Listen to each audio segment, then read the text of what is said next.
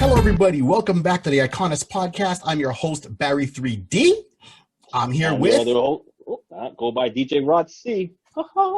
What? So we're back again to continue where we left off with part 2 of our Justice League on the Zack Snyder cut. So the first part, we kind of talked about our overall feeling of it. Now we're going to go a little bit deeper into what we think about it, different people's story arc within the series, maybe more of the spoilers. So once again, this is a heavy spoiler alert. So if you watch the first one and this is part 2 and you're coming in and you're not realizing it's a spoiler alert, this is going to be a heavy spoiler episode. So we're trying to do it out of respect. By the time this gets released, you should have watched it at this point. Someone should have seen something, at least half of it, 3/4 of it, 3/4 of it. 9/10 of it. Do some justice. You should have seen something. You should have seen something. Right. So I went and I watched this thing again. Yeah. I think you did the same thing too, Rod. Yeah, I did. Yes, I did. And still liked it the second time around. Yeah. I mean, you're finding little stuff you might have missed before and little nuances and stuff along that line. But definitely, you know what? It holds. To me, it still holds better. Not say better, but this version is filling up the gaps. It's filling up the holes of what you saw in your first run through, and then you realize, okay, the Zack Snyder cut has X, Y, Z, and you're like, now I can see why everything kind of fell into place. So yeah, no, definitely, it still holds water, as that old saying goes, and everything is good from there. Perfect. Well, it is for me. I mean, this is something that my only next wish for this particular project is they got to put it on like a Blu-ray. So I want to own it. I want a physical copy. That's what I want. Right. I want a physical Blu-ray copy.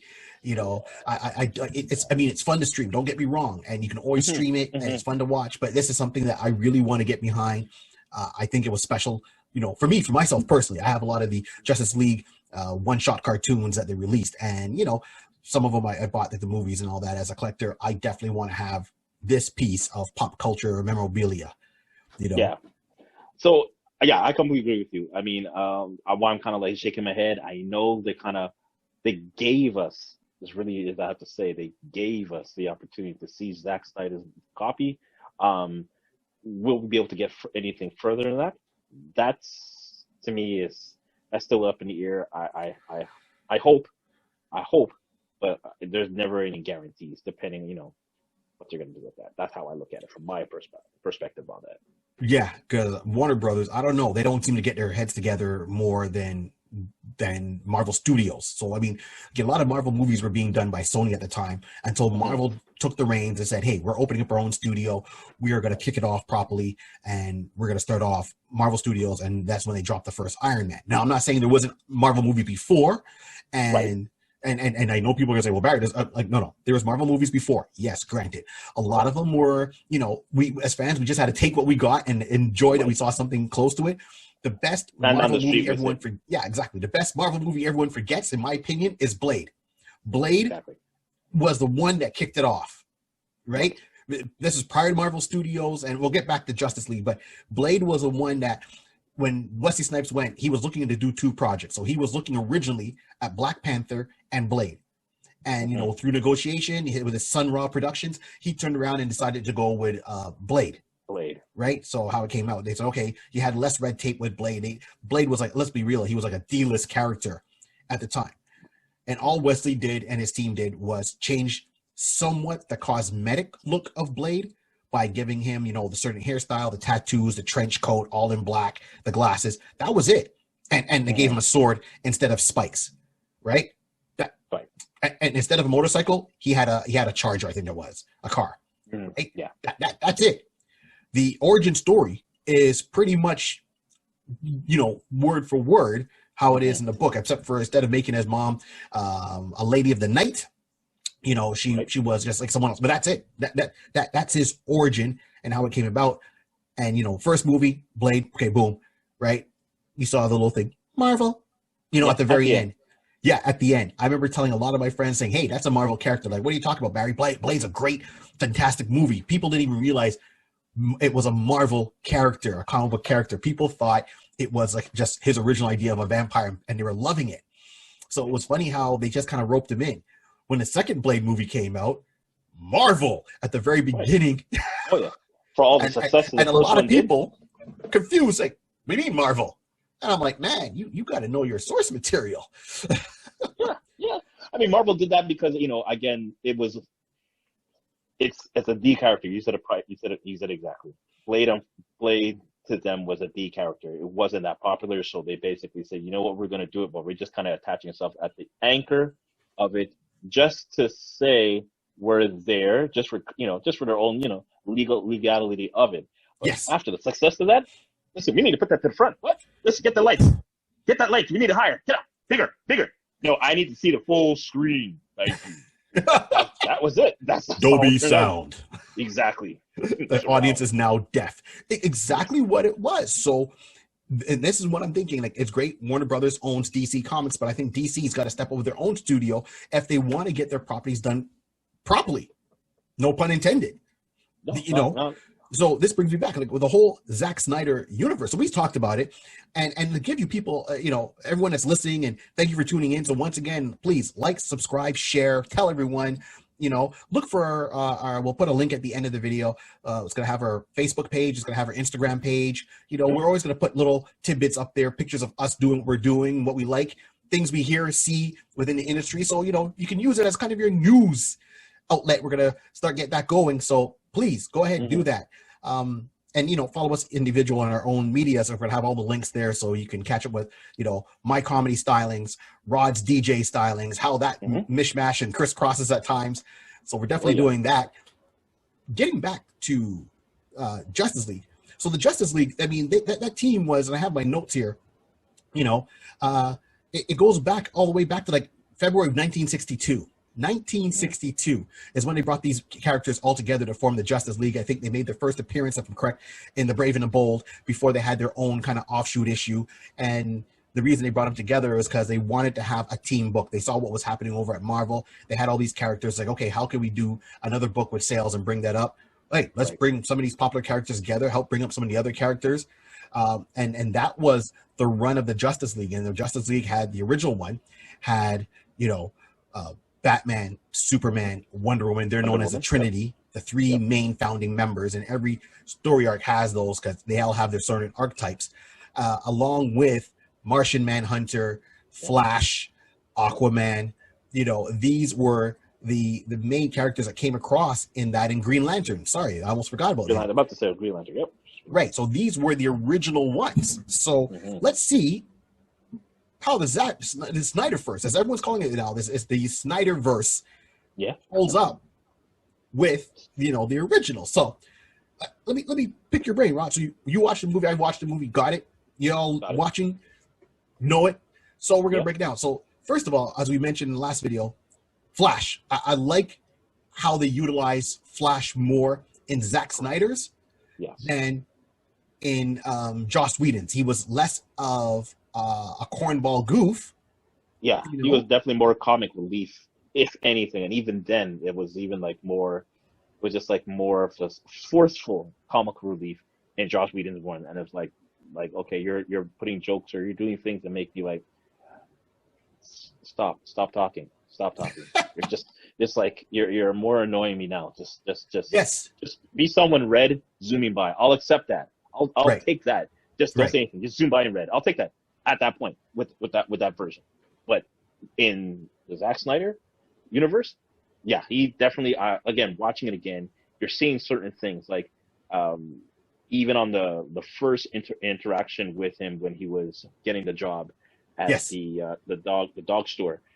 He clearly stated, I'm an intern, or I'm interning at the crime lab and stuff like that. Or my job profession is like, I want to be a crime lab, especially, universe, not universe, but that entity and that type of department and so forth.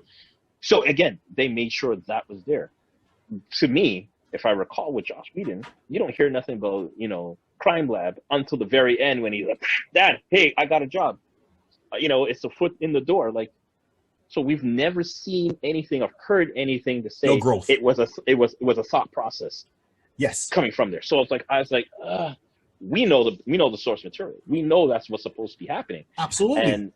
And it makes better sense now that in Zack Snyder's, like, yeah, you're right, we're gonna be picking off everybody individually, but with Flash, him showing that at least he has maybe not a detective type of mind, but he's at least he's the thinker. Like at a Yes. certain point later on, when they were all together trying to discuss if they're going, how to, I'm not saying how, should they revive Superman and everything like that. He's Mm. there talking again. In reality,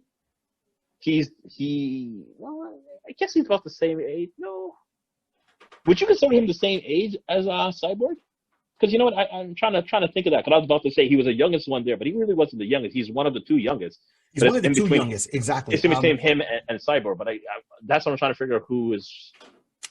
That's a good question, and that's where it comes in because Cyborg, originally his appearance was George Perez's version of the Teen Titans. I think it was like Volume 3, Volume 4 of the Teen Titans when they brought them in, and key word was teen, right?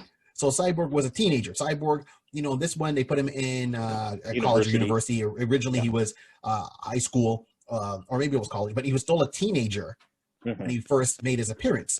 So yeah, that's a good question. I don't know what he is. He's definitely close in age. I'm just not sure if he's older or younger. I would imagine he's just a tad older, right? Yeah. Because he's looking to go into he's Correct. studying, right? And he had to pay for his tuition. So this is why he was working all the jobs, like his dad said. So he's probably maybe he just finished and he's just paying off his tuition and just kind of floating until he gets his foot in the door. So I would put him as older than Cyborg. Right. But here's movie. the part. Well, Yeah. this is perfect because at that point, I took it that he was able to have enough confidence that he can talk in the same room, feel that he's accepted at the table to talk with Batman, Wonder Woman, Aquaman. Cyborg is there, but I mean, at least Cyborg has the intellect due to the Apocalypse type of integration. Right, because now of the mother he's box. Talking yes. with the mother box. He's now talking with someone with some clout. Yes. And then you have Barry. So at least he was able to have a conversation with them at that time. I felt like, okay, we now can see that you may not be the quickest one at the table in a mental sense of it. You know what I mean? But he can still stand and they can accept like, okay, Barry, what do you have to say? And like, we'll take your thoughts into consideration versus like, why is he really here again? Why is he really here again? Type of scenario. So I appreciated that with this particular version, that at least for him, they gave him some kind of, like you said, growth. They gave him the ability to seem like he is part of the JL. That's he's just not a goofball that just runs fast. Exactly. Exactly. In this one, you're right. And I think the reason, I like how Ezra Miller plays him. Okay, I don't like the way Ezra Miller runs, but I like. Even get less. But I like the way he plays him, right? Because if you always look at him, he always seems distracted. But when you run that fast, the world you think faster. So because you think faster, that's what he says at certain lines is like, hey guys, you know what? I see where this conversation is going, but I don't want to say it. I'm not going to say it. I know what was going to be said, but I don't want to say it. Showing that he already had the conversation. He's already plotted it out in his mind, but he just didn't want to say it. Another time is when he meets Bruce Wayne for the first time. Mm-hmm. Right? He's there talking to Bruce Wayne, and when Bruce throws the batarang, he puts it all together like in that 130th of a second. Yes. He realized who he is and so forth. Yeah. Because you watch that scene, you see Bruce is throwing it. Okay, he comes off fast. He starts throwing. It slows down because Flash now is kicking into using the Speed Force. And he has enough time to look at the Batarang, look at Bruce, and then in the background you see Bruce's jacket, his coat barely moving, and he's barely moving, and he has enough time to look at him, and it's like, oh, he's Batman. I've heard of Batman. Batman's over in Gotham City. Okay, I didn't know who Bruce Wayne was, but I know who Batman was. Oh, hold on. Let me get this here. It's like, so, and then he has a perfect breakdown of his powers. He breaks down his powers. He breaks down the Speed Force. So he's given some research into all of that while working 4 jobs, as his dad would put it, because he's having other jobs. He's not like he had one and lost them. He's doing them all at the same time. His dad doesn't know about his powers. Correct. Because his dad's like, how do you find the time to do it? So if you're working in a dog place and you're taking the dogs for a walk, for Flash, that's no problem, right? he just needs money to keep bringing in food into his Yeah. system, and for his research and for what he's trying to do with his dad. So I like that they covered his dad, the death of his mom, him fiercely knowing that his dad is innocent, right? Him with his costume, I want to see more research, and hopefully they'll do that in a solo Flash movie where he got the materials to make his costume, why he went to get it, but it was a breakdown of the costume. So it opens up to a lot of things. And I said it was a lot better how he interacted with the team. It shows that he is a thinker, So even going with the closing aspect of it, when he was in the dog store, and when Iris, we haven't got a name for her, but we're gonna definitely go that it's supposed to be Iris. We know it's supposed to be Iris, but it is supposed to be. I know it's supposed to be, but it hasn't been officially said in the name. Like she hasn't said her name is Iris. Or did she? No, she did not. No, she did not. But the fact is, his action, how he realized that happened, how he just turned on a quick of a dial and was able to say, okay, I got to get outside. The shoes, basically, he tore himself out of his shoes. Yes. He tore himself out of his shoes. Then he's running barefoot. Then we come back to the first time you see him flip-flopping through the air. I'm like, I don't know. Yeah, the running, he looks like he's skating more than he's running. Yeah. And that's my only about the character. Right. Like, as a runner, I want to see someone run. That when I say run, I mean I've done track and field. I've seen track stars run. I watch the Olympics and watch other events. You see their style, you see their form, how they have to keep their head down. Ezra Miller has the body of a sprinter. That's what Flash is. Flash is not a long distance runner. But even then, if you look at long distance runners, look at sprinters, they're very slim. They might have muscular legs, right? A good representation of a runner, running, even in a cartoon. The best one I've seen is the Animatrix. So the Matrix cartoon series. It came out years ago. They had little short stories. If you watch the very last one, there's one where the guy running. He's got dreads, and the whole thing is about him running. And then he kind of, he was crippled, but he's got flashbacks of him running. Yes. And the way they made him run, the form, they really took time to do that. So I think that's my only thing. I mean, I know they did it intentionally for him to run that way. But I would rather him actually gone with a coach to work on his form so they can actually get the actual form of a runner. So here's my breakdown, and this is where the analytic of D kicks in, that I can understand him running like that only when he's running long distance. So if you're doing a long distance, it's going to take time for your foot to plant. You have all that force out of you. So you're not going from 5 feet to 5 feet. You're literally going from here, and the next time your foot should be touching is easily maybe another 10 feet away from it. So you're really sprawling forward. So towards the end, when he is, you know what? Let me just refresh my memory. I kind of recall. This is where I get the Josh and Zach now switched up. And Josh, when he was pushing the truck with the family, right. And around that time when he's running back in that particular part of that old town, that old village, he's running fast. I can expect the long, swayed kind of run. Right. He's running from one corner room to the other type of scenario. Yeah. There's no need for him to be swaying like that. To me, he should have jumped past her so far. Like, his legs should not have been swaying up that wide. Yeah, that's where I got the problem, that when you're close, so they should have had like at least 3 different versions of cuts of running styles. Of his styles running. Agreed. So that's would have been that I picked up, and I'm like, okay, all right.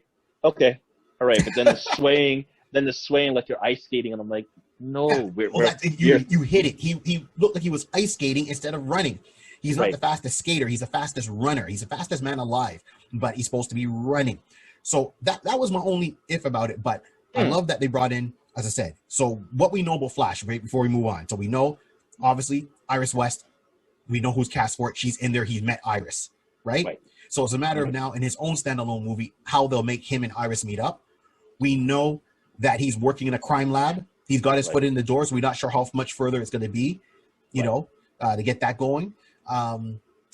You know, we know how his powers operate. Overall, like him, like his thinking, even his like how he speeds up his healing and all that. So it's showing him different aspects of how he uses his speed force. He knows he's not supposed to hit light speed because at the end, right? And then even let's go and just for his story arc at the very end of the movie, where everything is like desolate, Darkseid's invaded Earth, you know, Superman's gone evil. Yes. You see Flash in a full armor with a faceplate. He's got the goatee going on, and he doesn't say too much. But you realize that from there, he realizes, oh man, I got to go back in time to let Bruce Wayne know Lois Lane is the key. Right. That is a version of Flashpoint. You know, we know he's going to touch on Flashpoint. So when he does Flashpoint, and I hope to bring in a version of Professor Zoom, you know, because they have to. Right? Because if you're going to deal with meeting Iris and trying to get his dad free and the death of his mom, we all know that the death of his mom was Professor Zoom, Thorn. And here's a perfect point because my head was going along the line. We know that story. We know that story arc. And if we go with, you see, this is where you're going to start mixing up. Oh, not mixing up, but the Flash TV show. Yes, Barry knows in a sense because at one time he has gone back in time, and which of the Grant Garrison of that show said that's the storyline of that. Now, Ezra, he says, I got to be careful how fast I go because it gets a little twitchy when I hit light speed. Yes, right. So to me, I took that. Well, we already know that he's how is he so? I'm sure he's gonna say, oh, "This is my father. I know my father didn't kill my mother." But he's so confirmed that he knows that.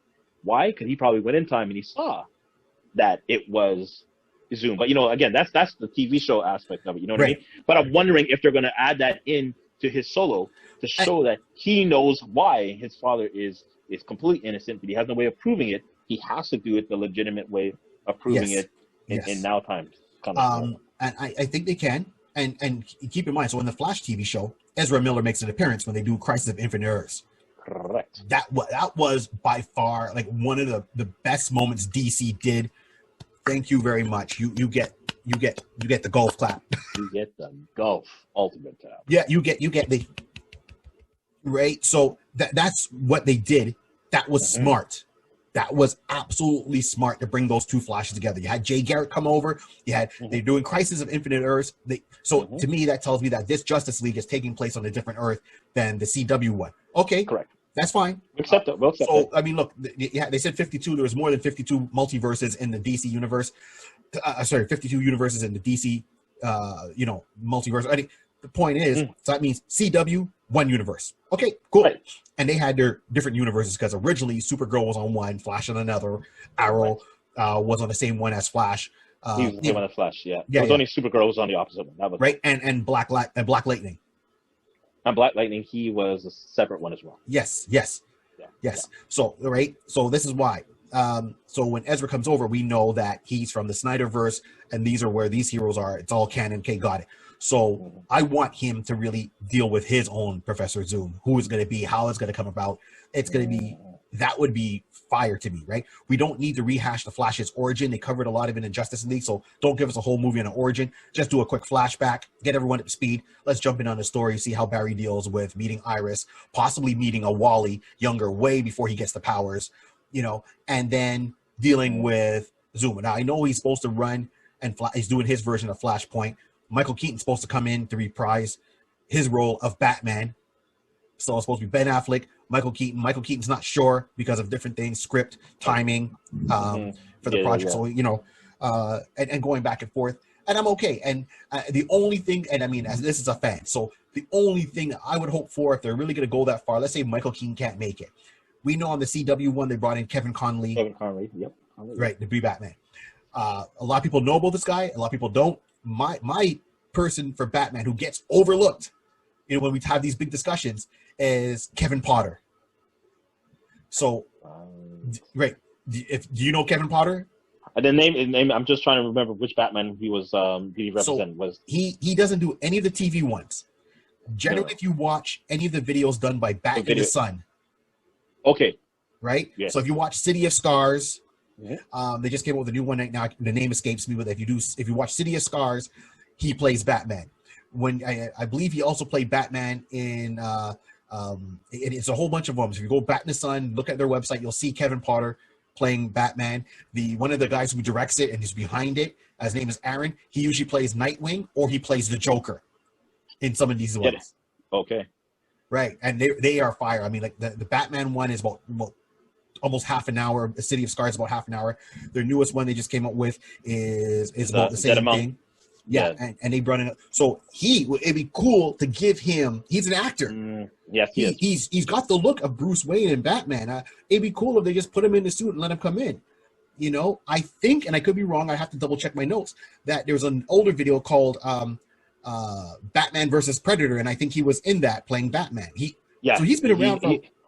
He's been around for a couple of So he's done that one. If you ever watch the superhero beatdowns when they bring in a Batman character, generally speaking, it's Kevin Potter that's playing Batman.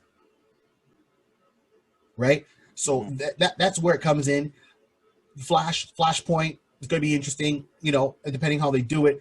I pray that they, you know, overall stay with the Snyderverse, what the arc he set, because this is really going to give them a good push into whatever it is. Is any franchise perfect? No, but this one is really good, character-driven wise, story-wise, arc-wise. I like what I see. I like what I hear. I like how it looks. So I'm all for that. So we've covered Flash. You know how Flash is going to be. Flash is the one. And just last point, Flash knows when he hits light speed, he said things go strange. When you saw Flash, we had to run to touch the cube, the mother box, to activate it. In Snyder's verse, Joss Whedon, he just runs, touches it. At the same time it hits the water, it goes. Right. In Zack's, he runs, but the cube hit the water first. And then because he starts hitting light speed, it starts to come back up slowly. So he's almost rewinding time. Yes. And then he hits it and pushes it back in. Yeah. So he knows what he can do. So Zack Snyder's Flash, version of the Flash, to me, absolutely. I would say that character is, you know, way... It gets a check mark. Got it. Yep, definitely. Right. All right. Another character they brought up, Sleeper. Right. Ryan Choi.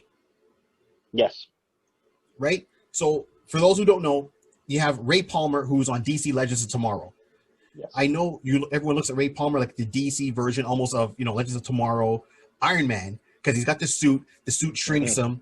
Close to it. So Ray Palmer was the original Atom. Yes, he does shrink, but he doesn't have a power suit like Iron Man to fly around. That's how they portrayed him. That's their version of him. But everything else is they pretty much hit. He's a scientist. He finds the white dwarf star. He puts it in a belt, and it causes him to shrink and grow, and it gives him like strength, and so which is cool. Right. The second Atom, once Ray Palmer gives up for various reasons, he walks away from the role because he had the death. Not the death of his wife, but his wife becomes a murderer. His wife murders Elongated Man's wife in a storyline, in the comic books. So he has a little bit of a breakdown, walks away, but he's also a professor, and Ryan Choi knows him. So Ryan Choi is a professor himself. Mm-hmm. So in Zack's verse, Ryan Choi is the Atom, going to be Atom, because they say the key lines of, well, how's your studies going with nanotechnology? That means you will shrink. Just saying. It's like you jumping in a pool. There's shrinkage. You will shrink, son. Be prepared. Be prepared. Be prepared. Be prepared. So Ryan Choi has a good run in.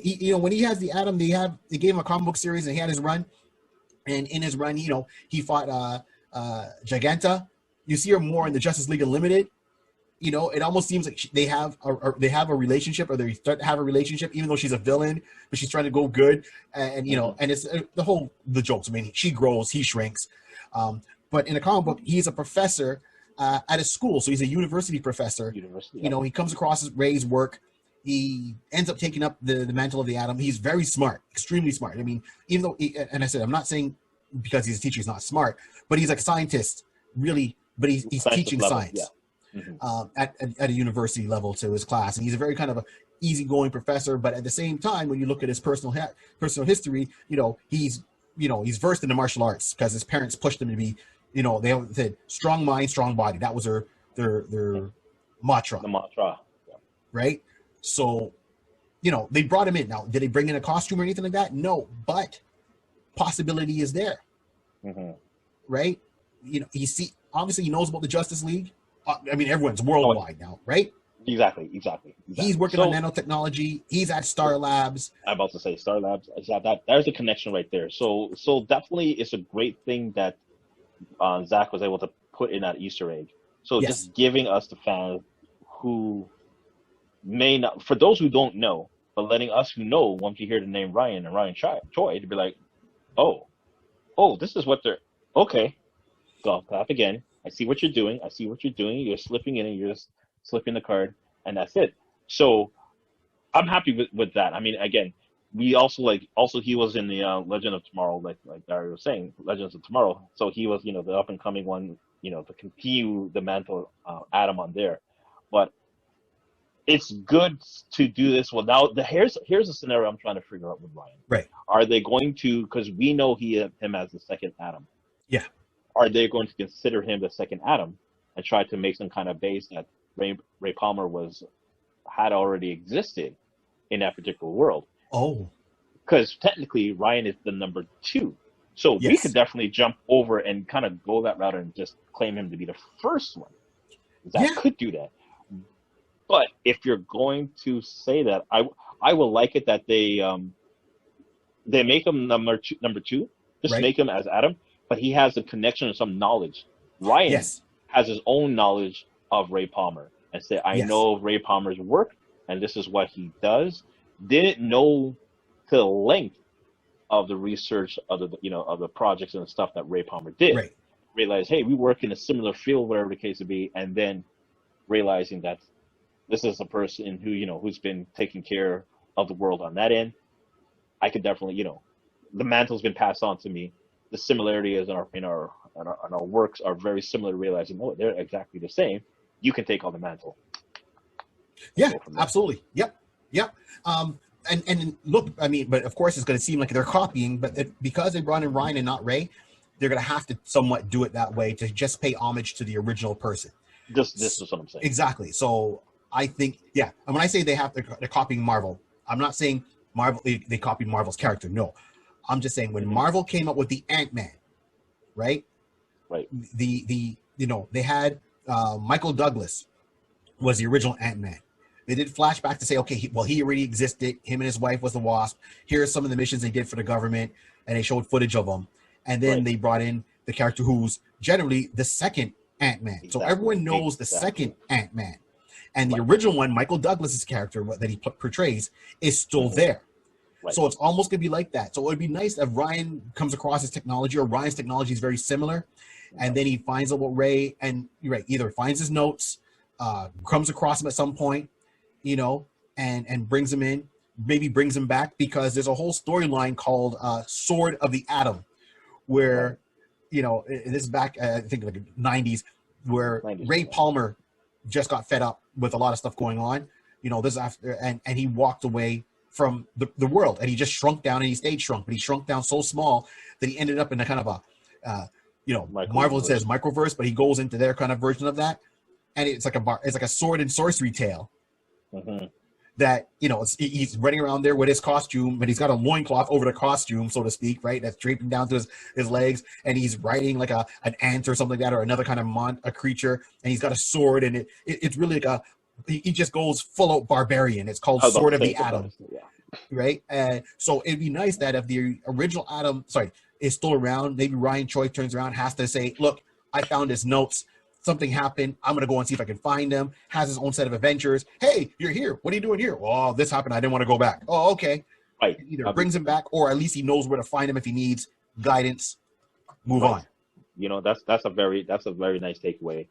Because again, that's right. When on that arc, he was gone for a while. So again, during this time that Bruce is looking for allies, finding the Flash, finding Aquaman and Wonder Woman, Cyborg. Again, maybe he just but again, that was Lex who had found.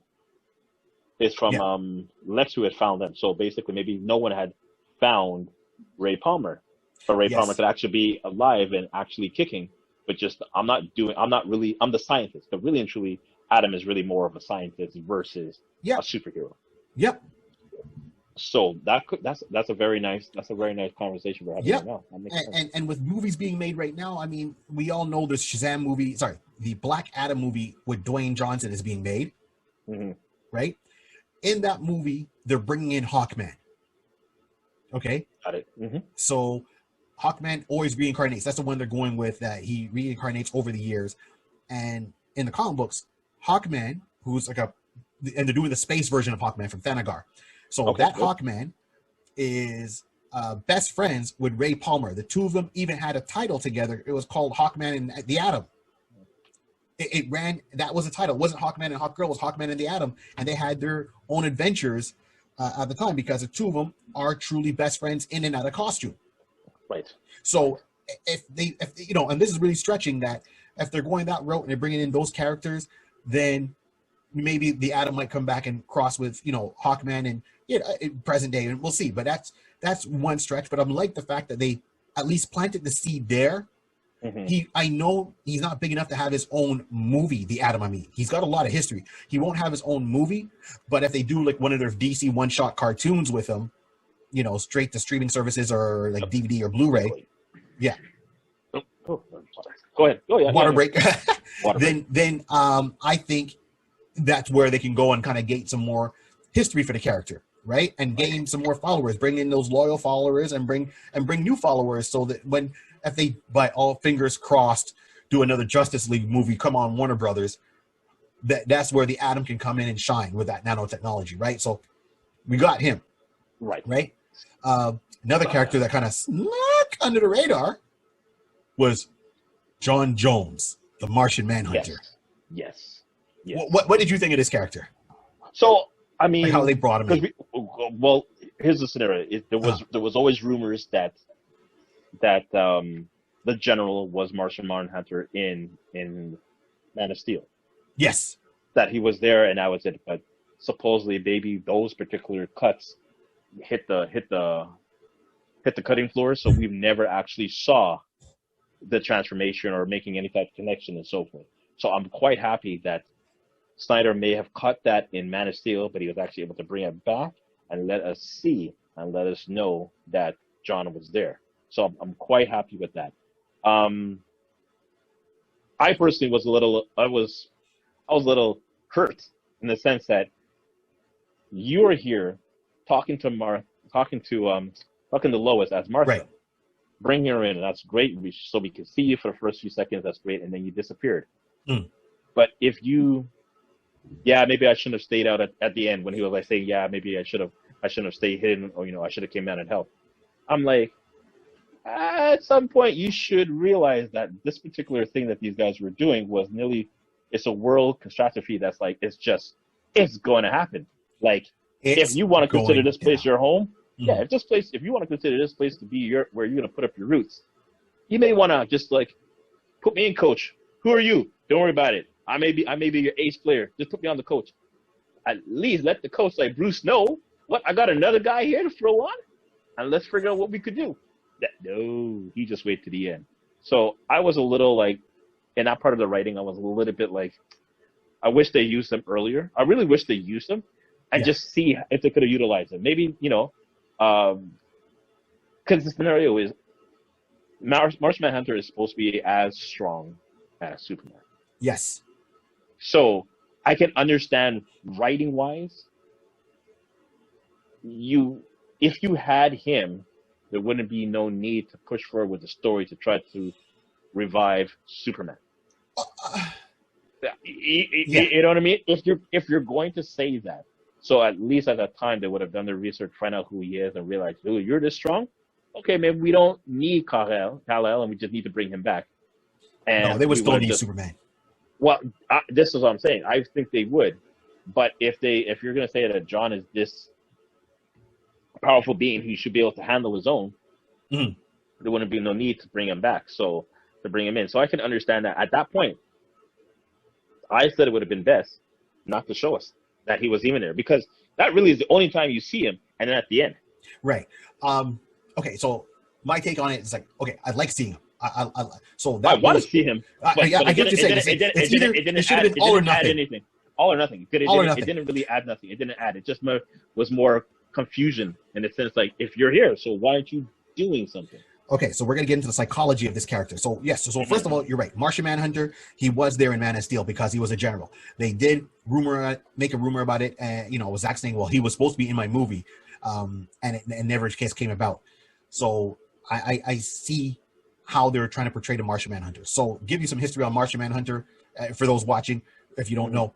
Martian Manhunter, last Martian on Earth. Okay, so you had two fractions of Martians: the green Martians and the white Martians. The white Martians were their warrior caste, and the green Martians were more your farmers, your philosophers, your poets. Yeah. They were not fighters. This is why they had the white Martians. The white Martians were their fighting army. Both have the same same powers, but you know, their mentalities are different. It's asking a poet to go and pick up a gun. It's not going to happen, right? So to speak. So when the white Martians turned on the green Martians, there was a civil war kind of went on, broke out. Okay, Martian Manhunter escapes. He ends up, so he loses his wife and he loses his kids. He sees them. There's fire everywhere. Everyone's getting burned. Everyone's getting shot, killed, whatever. He escapes, ends up on Earth. When he gets to Earth, he comes obviously in his human form. Sorry, not human form. His Martian form. Martian form. Yeah. Right. So the green skin, the elongated head, everything. So he comes to Earth that way. He tries to communicate because he's not a fighter per se, even though he's on par with Superman. He's not a fighter. John he's learned to fight and take on that role. But initially, he came here as he was a scholar, more or less. So he got captured by the American Army, taken to Area 51. Right. I don't know nothing. Or some facility that they had him in. And, they exactly. he ran past like you got your watchtower. I got mine. Right. He ran, they ran tests on him. They kept him as a prisoner. He didn't really see anything. It was only one particular professor who was studying him that was very humane to him and tried to really communicate with him and reach him. And he didn't realize, the professor all the time is talking to him, not realizing that John's already picked up the English language. Right. Because John didn't want anyone to know that he couldn't understand what they were saying. He just said, it's better for me not to say anything. And he just sat there. And he took whatever they had to take, and then when he finally revealed himself to the professor's like, you can speak? It's like, I could understand everything you were saying. I see you're a good man. I know what their intentions are, and they used to have like deep philosophy chats, just the two of them. Of course, the professor was older, so the professor ended up passing away. He had a heart attack. John said, okay, well, there's no other reason for me to stay here. Let me get out. Let me see what's happening in the world. I've learned a lot from the professor. We used to play chess every night. Let me get out of there and see more what's going on. And that's where you find out that so strength-wise, physically, yes, he's on par with Superman. He has, Martian breath instead of, super breath. He has Martian vision instead of supervision or X-ray vision like Superman has. Unlike Superman, he's a mind reader like Charles Xavier. So he can read minds, he can communicate telepathically, and he's a shape changer. So he has all that going for him. So he doesn't change like human shape to human shape. He can change into any creature he sees. So he can turn into a dragon if he wanted to, which they show on, in certain series if you read them or watch them. So those are his cast of powers. His weakness for the longest time has been fire. Fire makes him weak. As they explained, more later than earlier. Earlier it was like, oh, fire. Oh my God, fire. Okay, I'm weak. I've lost all my strength. It's not a physical thing about fire. It's a psychological thing because he saw his family die that way. So every time he sees fire, he freezes. And that's why it seems like it does his damage because he automatically, he himself kind of turns off his own powers. Right. So he takes the tumps. So for him, like when Man of Steel, if you go back and you watch Man of Steel again, and you watch, you watch Man of Steel, you watch Batman versus Superman, and you watch Zack Snyder's Justice League, and you see these little nuances here and there. And when he shows up, you can understand now his motivation because he took that role. And then John Jones doesn't have just one, Martian Manhunter doesn't have just one identity. You know, in this one, he's a general. But in the comic book, he's a old man. He's the one he's really known for is John Jones, right? Not John Jones. So he's John Jones, and he's a detective in Metropolis or in Gotham, you know, and he's joined the police force trying to use his powers to help solve crimes and just really try to see the good in humanity, the bad in humanity, and trying to really be that person to kind of separate the two. So, you know, he's taken on multiple. So in this one, it was nice to see him take on a general. That means he's in the army. He understands the war. He didn't think that the heroes could have gotten it together. He's like, I'm not going to jump out there. I see what happens if, you know, what it is. I'm probably better trying to convince them to coordinate certain efforts. And that's what his whole thing was. So that's why I wanted, of course, him to jump in to be there. But at the same time, I can understand why he was more laid back. Not laid back, but he was more in the background trying to do behind the scenes. So what they really need to do is hopefully they do another Justice League movie with Zack's vision and bring in the Martian Manhunter and let him explain to the team and to the people watching why he wasn't there as much. Or maybe he was there and we just didn't notice because he can also turn invisible. Right? So you could see his motivation. Like when he saw what happened with the heroes and everything broke down. Right? He went there and he saw Lois. He knew Lois needed that. He could pick up on that emotion, that feeling. And plus with his military contacts, he could, you know, it's a simple thing for him to talk to Lois's dad. I mean, Lois's dad is a general. Hey, General, how's your daughter doing? Oh, she hasn't gone to work in a long time. Oh, okay. Yep. So I'll be back. It comes in, he gets her going because he's just trying to do what's right for the world instead of a one-on-one basis at times. Does he, even within there, power-wise, where they still need Superman? Yes, because Superman is the symbol of hope. He's the motivation. He's the one that the common man's gonna look at and go, Superman's here. You know, Batman, he incites fear. Flash, it's always been kind of hidden. Cyborg, when people see him, freak out. So he's not going to be the one to make people stand up, right? And Wonder Woman, yes, even though she's inspirational, she decided to walk away for years after the death of Steve Trevor, right? In the first Wonder Woman movie. So people really don't know about her. You hear certain things happen. Even in Wonder Woman 1984, she does things, but she always makes sure she's out of camera shot, right? Superman was the first metahuman to show up and say, hey, I'm here for you.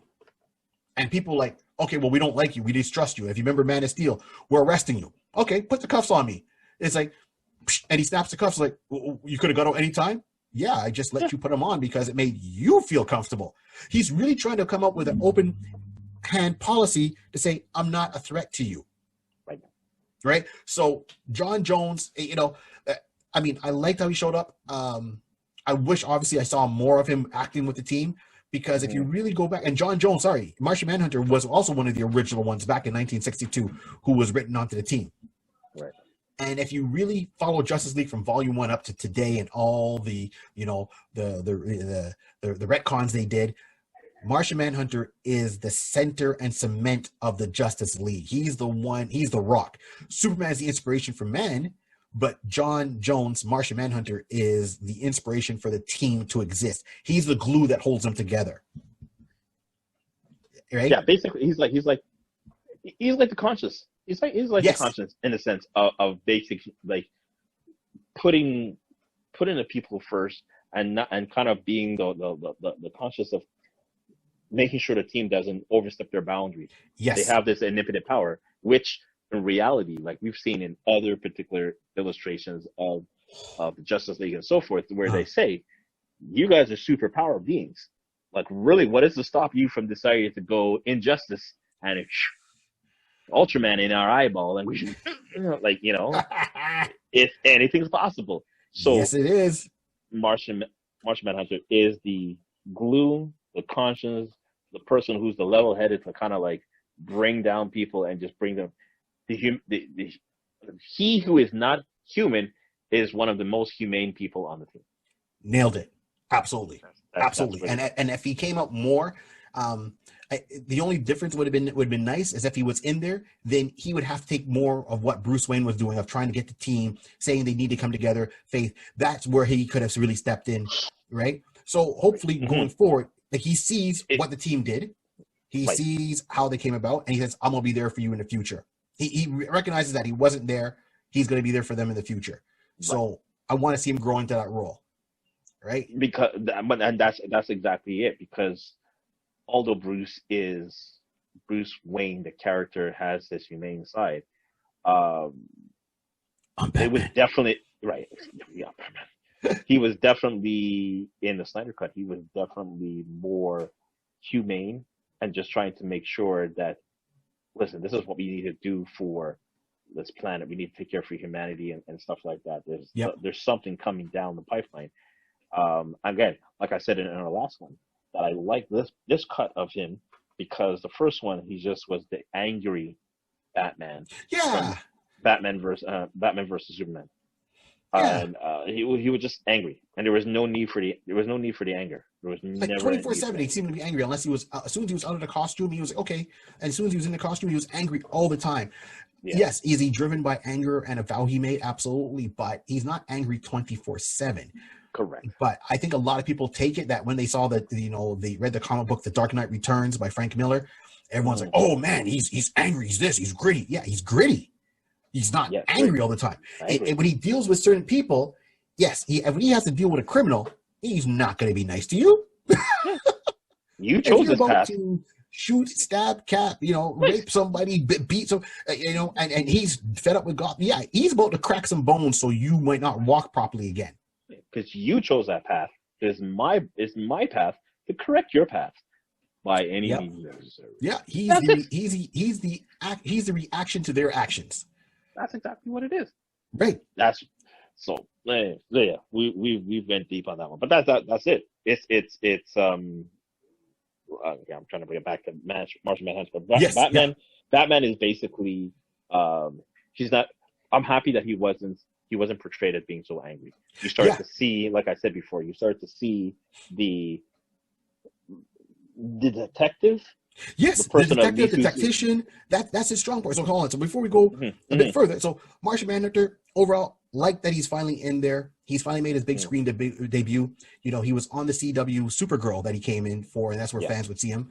And I know, yes, he did show up one time before in the Justice League made for TV movie years ago.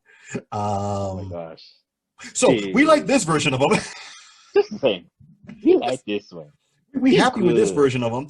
I like his look. I like how they made the costume, his transformations. It was nice reveal and his use of his power. So looking forward to seeing him. So all right, Definitely. so we're touching on this. So let's go into Batman. Clearly you were happier with Batman in this role. I mean, this Yeah, run. yeah. In this run, I was happy with Batman because Batman, we saw we saw the type of Batman that we expected. We expected to have a tactician Yes. who just had, at least have a plan and how to execute it and so forth. And it wasn't really just kind of like, I have a plan and we're just going to go in gun blazing. No, I need to have this. Now, I will admit that the the first one on Josh Whedon with the figuring out that a particular song, a particular frequency would irritate the parademons and how to utilize Yeah. that. They didn't use that in this one, No. and I was like, okay, but him being tactical in the sense of, okay, we need to have the mother boxes. We need to search for that. How to set up the team. Listen, I'm going in first. And although he did that in the first one, but at Mhm. least being tactical in the sense like I'm going to go in, I'm going to draw them out, whatever. So at least he was being. This is the field. This is the play that I feel that we need to do. I'm going to do this play, and this is what we're going to go for. And tell everybody, okay, Right. do this, do that, and at least I like that. Um, the grittiness, and we'll go for that. That he wasn't angry. He was gritty. Like he knew that he had to be strong for to succeed, but to fulfill the task at hand, he had to Right. be strong with it. But he wasn't angry, and I No. was quite happy with that. So at least he gave you that connection at the very well. We won't get to We won't get to that part today. Yeah. We're gonna, right. So yeah. So I see where you're going. I liked all that. I like the fact that, and what I didn't catch, maybe that's me that just missed it. When I watched the Joss Whedon one, right? You saw Batman working. You see Bruce Wayne with Alfred working on the aircraft carrier that he was working on that's going to carry the team. He's just working on it. Wonder Woman walks in. Okay, yeah. I always thought that was in a part of the Batcave, right? I always thought, okay, they're in the Batcave the whole time, and Batman was working on that troop transport because he needed it and was getting it ready. So there was, okay. When you watch it,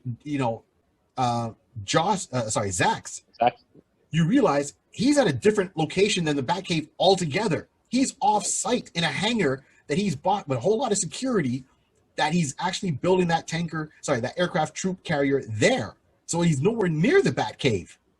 And when they panned back and they showed his car that he picked up, he was going to use to pick up Barry Allen, that Mercedes that was all the way in the back. And then he had another car there, and you saw Alfred, and like, wait a minute, this isn't the Batcave. I thought this thing was in the Batcave the whole time. No. So. No, I was just saying, I'm about to say that. I'm happy for that because, okay, we got to understand that Bruce Wayne is a multi-billionaire.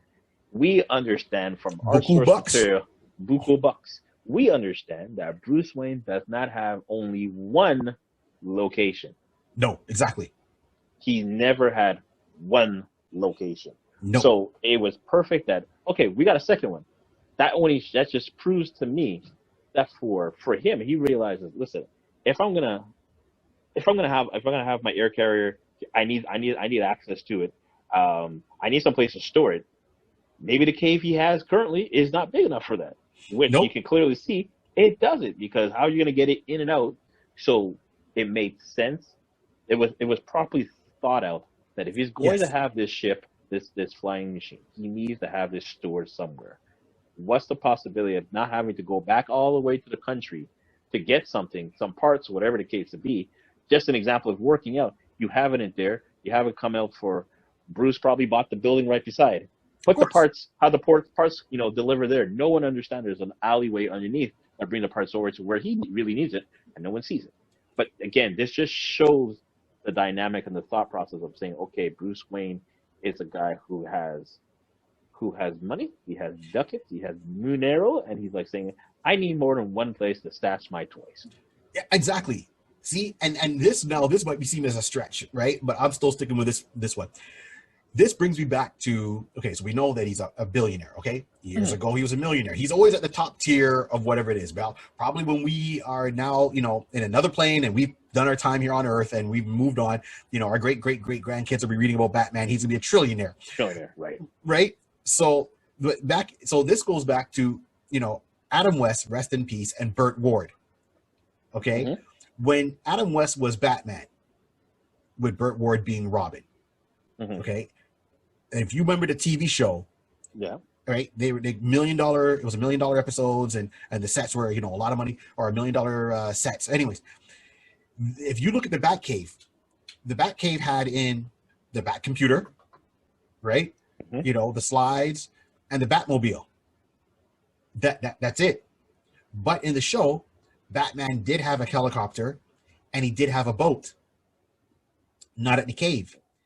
He kept the helicopter at an airfield. Now, I know in the TV show, they make it, more campy, but it was at an airfield that Bruce Wayne, had or Batman had the helicopter at an airfield, and it was paid for and had its own security, so no one would mess with it. So if he needed it, he would drive out to the airport to get his helicopter, to get the Batcopter to fly it out. Same thing with the boat. The boat was kept on a dock. It was taken care of, and he would get down there, drive down, jump out. So if you're not sure about that, I mean, if anyone can't remember the series, you can always watch Batman the movie, right? And look for the one with Burt Ward and Adam West, the movie, and you'll see it. They show the boat in the movie, and you see them leaving from a dock. You see them use the helicopter. You see them use the Batmobile, the Batcycle, and the Batcycle was Batman on it, and it had a sidecar for Robin. So all of that was used in there, and they were made toys of back in the day by Mattel or Hot Wheels.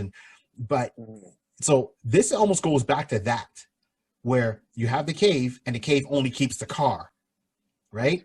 And the plane or the troop transport that he had is at another location that is private security, and he has the whole thing. As you said, it's probably got tunnels that people he can go in and out, no one can see him.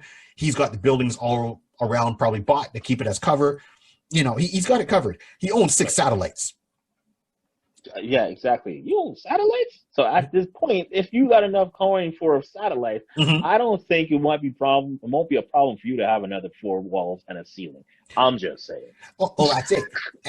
And even with the Christopher Nolan trilogy with Batman, okay, with Christian Bale, they touched on that. So they had, even though it wasn't fully fleshed out how we know it, he had a Batcave, right? And that's where he kept the Tumbler, his Batmobile. Yes.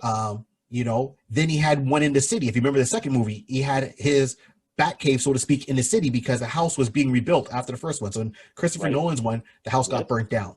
So then Bruce was living in a condo in the city, which goes back to Batman in the 70s in the comic books, right? With Dennis O'Neil, who I think was writing or behind it, where they had Bruce Wayne in a penthouse.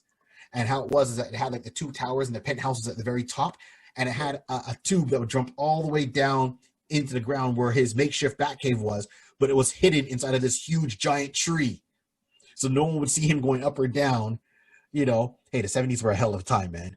That shows, so that Christopher Nolan Batcave was almost reminiscent of that one. Right. And then, at the end of Christopher Nolan's run, where, the Jason Gordon-Levitt was taking up the role because Bruce Wayne was gone and he inherited the land. He was taking up. It's like, oh, you should use your middle name. What's your middle name? Oh no. Robin. Oh yeah, Robin. I'm like, oh. So when it came in and he went into the Batcave and you saw this whole plank rising up, that there you could tell at the time was modified, but you don't know what was in it. This costumes were in it, the weapons were in it. Access to all this stuff was there. I was like, okay, so this just goes to show you that in Christopher Nolan's there was a Batcave and there was satellite locations that Batman had. In Batman, the movie with Bruce Ward and Adam West and the TV series, he had locations like different hangars for his gadgets that he needed. And this goes back to the same thing of that you can't keep this here, but this is where you could be at.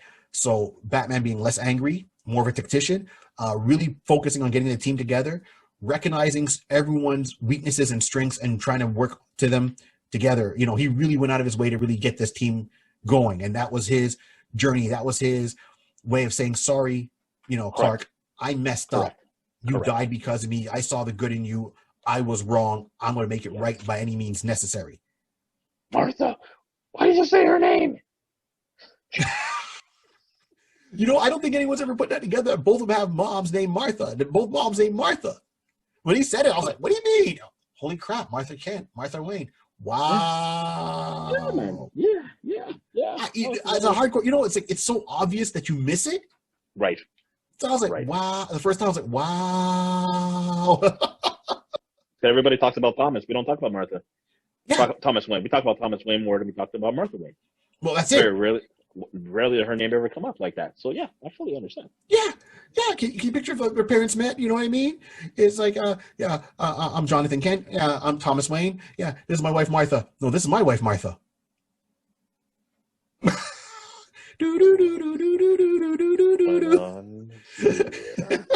Welcome to the Twilight Zone. So Batman's journey in all this is to keep the team together, to be smart, and clearly he's trying to fund the team too. Like in this, the Zack Snyder's version, the house is burnt down.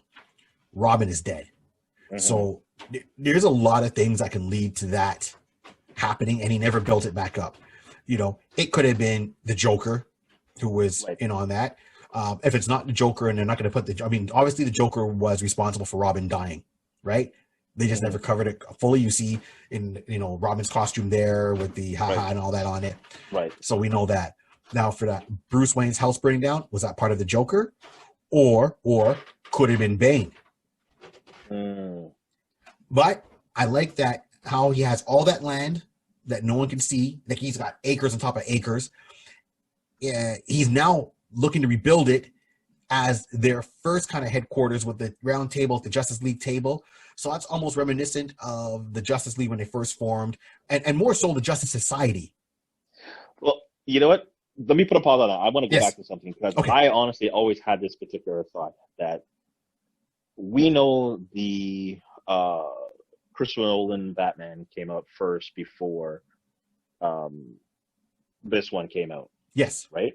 Yeah. And at the end of that one, if my recollection is right, that's when the house burnt down. Remember Yes. the house burnt down, Right. and they try to they didn't ever touch back if they were going to build it back up. I can't recall. Or Okay. I see what you're saying. I see. Yes, they did. So in the first movie I with Christian Bale, at the end, yes, it burnt down, right? it burnt down. Yes. The second movie, they're still working on building it back up. The third movie, they did build it back They because did. at the end, right? So it was back there. And at the very end of the movie, where Bruce Wayne, remember they're saying, okay, we're going through the list of everything of Bruce Wayne's assets because he's died. We have everything accounted for except for the pearls. Those are the pearls that Catwoman stole at the beginning of the movie. Those were his mom's pearls. They couldn't find it. See, yes, cause I actually, I guess I was recollecting. I knew he was in the house. I couldn't remember if that was his house. I thought it was a second house. No, that was the original location. And so when Bruce Wayne went, scratch the he whole turned around and he gifted the house to the city for orphans. right, yes. So that's how they ended it up with the houses for orphans. But then, Gordon Levitt's character went through the cave to become Batman. So hopefully he sealed it off because boys like to explore. And if they find a secret place to go, and then, where he might take up being Robin, he might be Nightwing, he might become Batman, he will have a new Robin, right? So Christopher Nolan's ending left open a lot of possibilities of how they can go. Yeah. This Batman, yes, the house, and I get what you're saying. You thought it was always burnt down until this one. So yeah, I couldn't remember. I was just wondering. I've always thought that could have been a connection, but it's been so long, so that's why. But anyways, yes, let's not forget that one. Let's go back. right, Go back right. to So Zack. Sorry. going back in, because the original Justice League headquarters was in Happy Harbor. It was in the side of a mountain, and that's where they established themselves. Right, and why that might sound familiar if anyone's following. If you watch the cartoon Young Justice, Right. that's where their headquarters is now. That was the original Justice League's headquarters in the comic book. Right. Right. Who had their headquarters in a house per se, was the Justice Society of America, which existed before the Justice League. So they were similar heroes on Earth 2, still going through World War II. Right. So you had their Batman who was a little bit older. You had their Superman who was older and married. And we can cover that in another video. But so that's where that round table comes in. But at least it shows some significance right there and where it can be. And then going further into the, we'll cover the whole end piece after. But that's where it was. That's where it was for me. So that was Batman's journey. So now we're going into Superman's. Okay, so let's go into Cyborg's journey. So Cyborg, what do you think of Cyborg coming into the Justice League? Well, I mean, I kind of going with the whole concept with Barry Allen and Barry Allen being young. So Yes. I was like, I know it was definitely. I took it that it was definitely this was more marketing in the sense of trying to tie Cyborg, so the young people who know him from the Teen Titans cartoon show and everything like that, you could have that stuff association to that. I liked Cyborg there. I took him. He was a little bit not angry. He was gritty, but understanding postmortem of his mother dying, feeling neglected from his father, feeling like I do all this stuff to please you and everything like that, and you don't appreciate any of my actions, along that line. So having that struggle type of family dynamic, it was brought out. I found it was decent. It was decent. Like I can accept, the way he carried himself on that. So I liked it with that. And then later on when he started to more mellow out / start to accept what has happened to him and understand that his father did it to save his life, that he loved him, and realizing that accepting the opportunity he has with this power now, this is a new gift. He's thinking as a curse. He always accepted it as a curse. He always accepted it as a curse and not realizing, it's a gift, and now realizing how he can actually utilize that to his benefit, not to his benefit, but how he can accept it. Yeah. I realized that was a good journey that we knew from the Joss Mhm. Whedon, Mhm. but it wasn't so clearly. It wasn't smoothed out as clearly as cleanly as it was in Zack's. Right. Okay. So so that those are the differences that I definitely took. Um, I took with that, and I appreciate the cyborg character on here. He fits well. He fits well. Having that, to me, is still that young guy. So now you have the older warriors, Yes. Batman and Wonder Woman, and you have the new ones who may be older, which is Aquaman, Yeah. but he's still a new warrior, a new superhero. And then you have Cyborg and Flash pulling in the rear, pulling in as the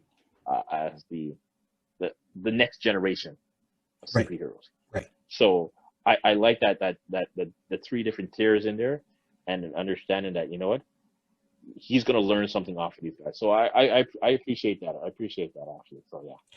Yeah, I think so. Like, I think a lot of people relate to that because Mhm. it happens. That happens in real life where you're trying to always, as a child, please your parents, and then sometimes you might connect more with one parent. The other parent is happy with you, proud of you, but they don't know how to express it themselves, so they're a little bit further back. So I think they really expressed that very well with his dad, his mom. It was nice to see his mom in the movie. Yes. Granted, 100%. It Hmm. was nice to see the family dynamic breakdown in a movie.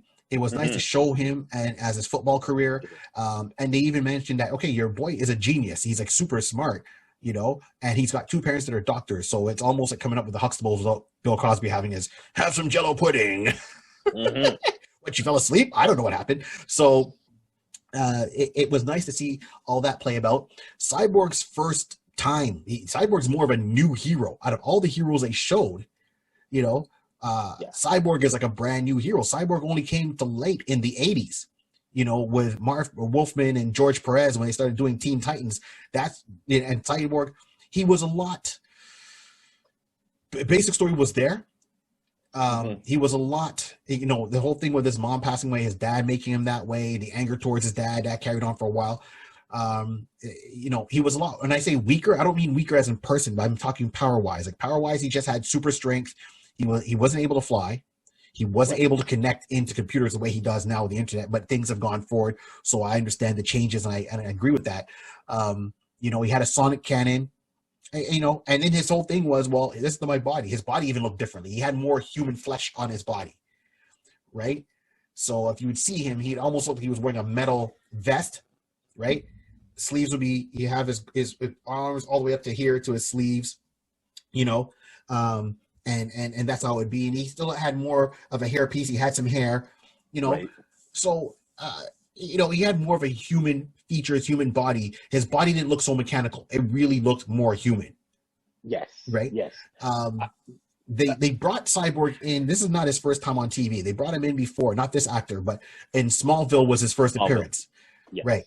And in Smallville, he looked totally human, which I was Hmm. like, oh, come on. But then there was one scene where a flash happened, and it almost gave, or they did an X-ray of his body, and when they did the X-ray, they actually showed his classical look under the X-ray scope. And I was Hmm. like, oh, so it was like they put fake flesh over it to make him look more human, so you fit in better. But that was how they kind of passed it off in Smallville, right? So they gave him all his powers without having to worry about him getting in all this makeup or costume. The character You know, the himself, I sec- liked it. You you know, know, the second time he came on too as well. Have you seen on Doom Patrol? Sorry, Doom Patrol. oh, sorry, I totally forgot about that. Yeah, Doom Patrol, yes, Doom So Patrol, that duh, that one definitely had that one definitely had more of his classic look, as yes, well. That yes, definitely they did try to portray that as well. So just I only want to bring it up because you were talking about the classic look, and I right, couldn't right. You remember know if what? there was No, another good one for too for correcting you. me. I totally So, forgot about Doom Patrol. Yeah, but I like it. I wish he had a little bit more of his classic look, and that's why I liked about the Joss Whedon film. And hear me out, on Joss Whedon, you see him go from one look, and then he morphs his body into a more yes. normal look. In Zack's, he always stayed in that kind of robotic body all the way to the very end. Right. That's the only tidbit for me. But beyond that, I liked how they portrayed how he goes into the digital world, how he sees himself in the digital world, how Hmm. he carries the amount of power and access he has. This So is nothing can stop him. No firewall, no encryption, no, you know. And in the comic books, you show that progression too, because for years Cyborg was part of the Teen Titans. Then they changed to the Titans, and Cyborg was always there. And Cyborg was one of the few characters that they turned around and said, "Hey, you're at this level. You should come and join the Justice League." Right. He was an older character. He was an older character. He was actually old. He was an older character. He was like an older teen, if anything, as a Teen Titan. He wasn't like the same age like everybody else. He was no. There was a variance in ages, but what I mean is that at one point they turned around and they actually offered him membership into the Justice League. And I know it kind of went back and forth, and I was collecting this run where he was doing both teams at the same time. Then he finally joined that team. There was a whole thing where they morphed his body because he merged with something else, and Cyborg was taking over the whole world. It was like almost like a miniseries within in a crossover with Titans versus Justice League. And they wanted he lost all his humanity. He just went full like robot mode, taking over the world, and they had to work together. So it was like all the Justice League with the Titans, with Young Justice, with the Justice Society had to go up against Cyborg. It was a rough couple of issues. I'm like, okay. So it shows you his level that he's at. So I was glad to see him there. I wish he had maybe made some mention of knowing some of the other heroes or knowing of them, because he would be cool as a liaison character to talk about one of the Robins, talk about Beast Boy, right? Because him and Beast Boy are best friends, so it would be, But I liked his journey. I mean, I liked all the characters' journey, but I mean, how they really handled Cyborg was nice to find out that he started angry. He blamed his dad for, his dad always neglecting him. The death of his mom, he put that on his dad. Because that's where she took her eyes off the road. He's like, if you were there, she wouldn't have died. So seeing his feelings towards his dad, about his dad, and that added on to it, that added on his story arc, him having those dark thoughts of like, well, it doesn't matter if I die or not.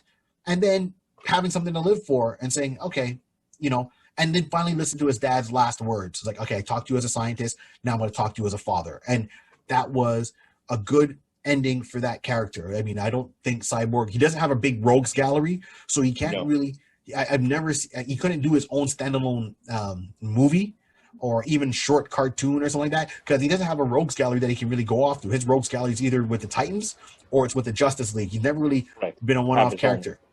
Yeah. So, DC really needs to figure out something as a decent rogue for him, maybe build up his own rogues gallery and bring back a miniseries, test them out, see your waters, especially with the popularity of what's going on. So that's for Cyborg. So it leaves us now Wonder Woman. Aquaman. Well, we talked about we touched her for a second. We could continue there, but we got Wonder Woman, Aquaman, Superman. Yeah. And those characters, I mean, I gave more light to some of the other characters because I think they needed the light. Superman stands for what Superman is. We talked about this in part 1 in Superman, his journey, Lois being pregnant. So that's going to be interesting. What a lot of people, okay, so this one I want to talk about, and then we're going to go into the ending. I know this one went a little bit long, but it's all good. It's so much in there. So in the beginning, when Darkseid first shows up to get to take over the planet and all the heroes unite. I mean, all those classes. So you have the humans with the Atlanteans, with it was man, Atlanteans, and the Amazons, right? Yeah. And there were space warriors, and there was a Green Lantern. One Green Lantern. One Green Lantern made the one Green Lantern for Sector 2814. That's the sector we're in, is 2814. Right. And this is the Zack version. I think in Josh there were 2 or 3. There was more than one in that one. Right. And I do remember that. Right. Yeah. Go ahead. Yeah. I was just trying to remember that. When Darkseid first shows up, it's like, okay, then Zack's, chops off the Green Lantern's hand, kills the Green Lantern, the ring flies off. He almost grabbed the ring and the ring flew off. Right. Right. Who the ring go to? Don't know. So that would be an interesting story to see what happened to that ring after. Right? Because it went back either to Oa or it found someone on Earth or someone within the sector that was worthy of the ring to be the new Green Lantern. They have to go for training. So, and then see how it got passed on, because that ring itself would be a good scenario to bring in the Green Lantern and to say, okay, this ring was this hero who was on Earth, who died during this war, and it passed to this person, to this person, this person. Now you have this person's ring. The ring has its own memory of what happened, then we go into the future scene where they bring in another Green Lantern, but this lantern was dead. I'm not sure if you caught it. He was on the ground. Where this is a future scene where you see Superman there over the Hall of Justice. The building's all broken. Yeah. Yeah, it was Kilowog. It was. Yeah, Kilowog from the Green Lantern Corps. That was his body. That was there. So what I find is interesting because, yes, Kilowog at one point did join the Justice League, and he was on Earth. And then at one point, even when he left when the Green Lantern Corps kind of, disbanded, ended, and that's the whole thing. Kilowog stayed on Earth without any powers, but he's very mechanical, tech savvy, smart. So he would make all the gear, fix all the gear at their headquarters. What happened to Hal Jordan? So was Hal Jordan supposed to be around? Is John Stewart supposed to be around? Is Kyle Reiner supposed to be around? Right? Those are three of the main, Green Lanterns on Earth. I know there's more, but those are the ones. So were any of them there? That's another story in itself. But the possibilities are out there. Does that bring in the Manhunters? And we will do something on the Manhunters, trust me. So that opens a lot of stuff up. I liked how it showed a lot of the secondary characters. When I say secondary characters, you see what happens with Wonder Woman's mom, right? You see Queen Mara from Atlantis, and Vulko from Atlantis. How they interact. I liked there was a lot more Jeremy Irons playing Alfred. Yeah. It was so all these things worked for me. I lost my stuff. So now we're going to get to the ending. I know this is a little bit long, but we're going to take your time, enjoy, have a coffee. The ending. So the ending of the movie, Lex Luthor is out. He escaped prison, right? He's on his nice yacht. Boat shows up. See a guy come up. That's my boy, Deathstroke, the Terminator. What? Anyone that's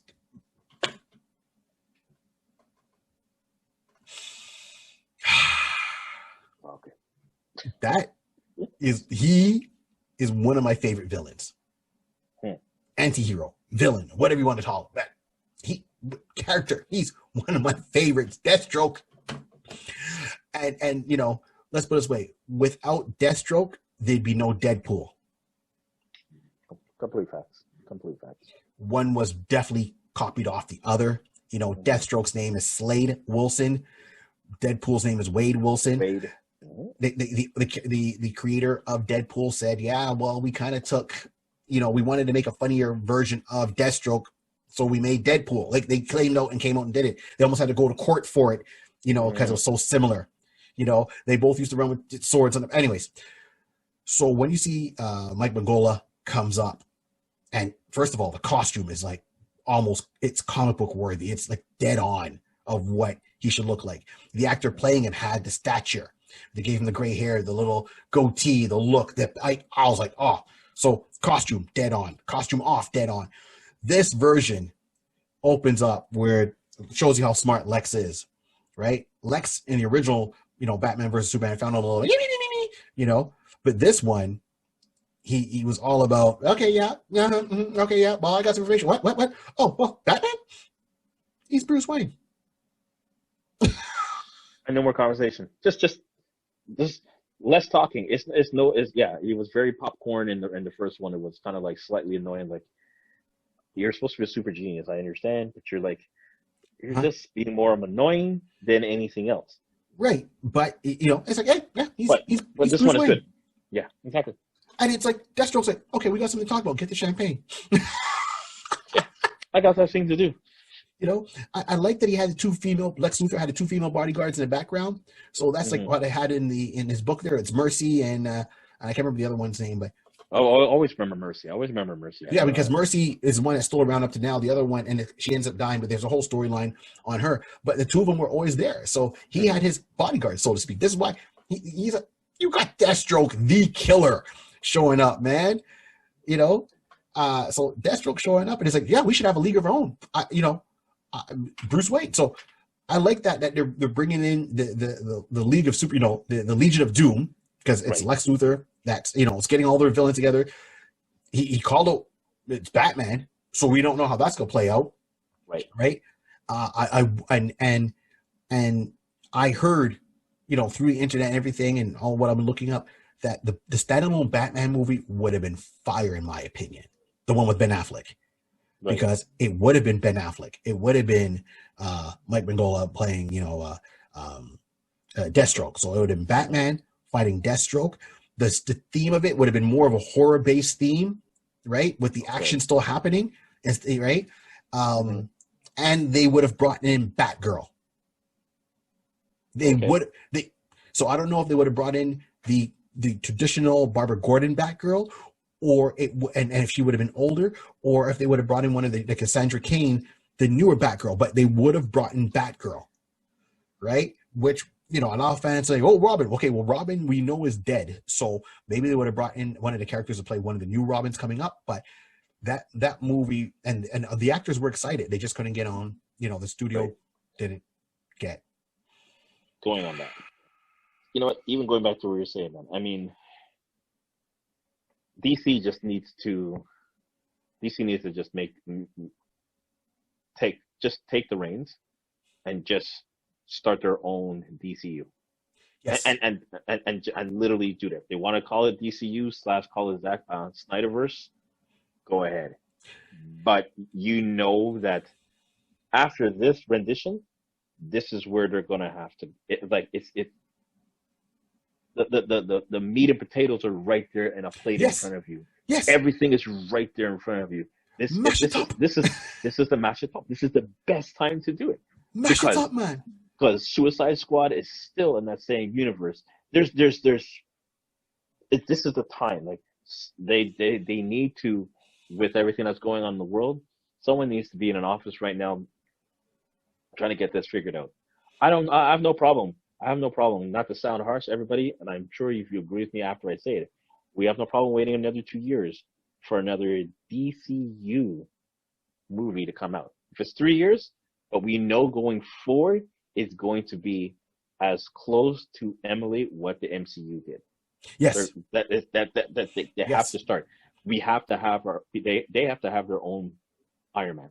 And if you don't do it with Batman, I don't know who else you should do it with, but you need to start it and get that going right now. But it's already started. That's the whole thing, and they're going to walk away from it. So, and then the ending of this movie. So once again, we talked about it last time. It's like the end scene where you see all the heroes and some of the villains together teaming up, and they all know who they are. The Joker's there, so we know Darkseid has come back. He's doing it old school. He's invaded the Earth. The heroes have lost. He's looking for the anti-life equation. He knows it's on Earth. He's not going to leave Earth until he absolutely finds it, right?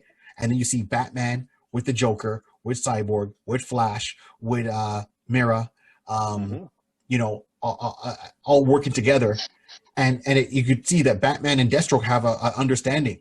They seem to be somewhat more friends than the Joker is, and Batman even promises is like, Joker keeps trying to push his buttons all the time, and Batman he busts out some F-bombs on him, and he's like, you know what? Harley made me one promise. She promised that when I kill you, I'll kill you slowly, and I will effing do it. I'm like, that's where the anger comes in. Now I'm like, okay, we're good. Yeah, we'll accept that. It's a valid reason to be angry. Yeah, absolutely. Look, so let's just say, if you want to read anything right now, we're going to end this up. If you got some reading recommendations, we're going to post them on our Facebook and Instagram page, but whatever can rattle off the top of the dome here, I'll let you know. So obviously, yes, I would say read the first couple of issues, read volume 1 of Justice League. That was a good one. If you want to really catch a cool version of the Justice League, you have to look up, oh my God, I keep saying that, Kevin Smith, Grant Morrison. Grant Morrison did an amazing run on Justice League. You find the Grant Morrison run on Justice League, you're going to be happy. Read Justice League that was drawn by George Perez. George Perez did a good few issues where he brings in Darkseid, he brings in the Justice Society from Earth 2, and it's a whole crossover issue with Darkseid, because he dies, he comes back. That is a good story to read right there. If you want to understand more about Darkseid, read Jack Kirby's Volume 1 of The New Gods. Absolutely.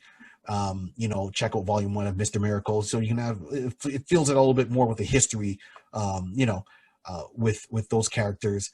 And I said, as you heard us talk about, the Sword of the Atom, that's another good one. Crisis of Infinite Earths is another good one. There's a lot of reading material you can get from that. Titans, with Marv Wolfman and George Perez.